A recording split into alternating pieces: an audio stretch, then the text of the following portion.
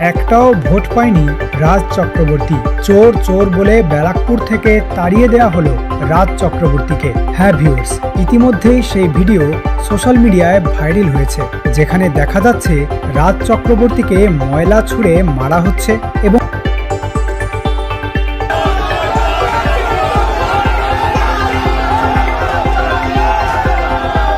রীতিমতো রাজ চক্রবর্তীকে ব্যারাকপুর থেকে তাড়িয়ে দেওয়া হয়। তবে কি ব্যারাকপুরে একটি ভোটও পাননি রাজ চক্রবর্তী? এবার কি তবে হারতে বসেছেন তিনি? কেন ব্যথাকে চোর চোর বলে স্লোগান দিয়ে ব্যারাকপুর থেকে তাড়িয়ে দেওয়া হলো? এই নিয়ে সোশ্যাল মিডিয়ায় শুরু হয়েছে জোর আলোচনা সমালোচনা। ঠিক কি ঘটে বত্তির সঙ্গে চলুন দেখে নিই।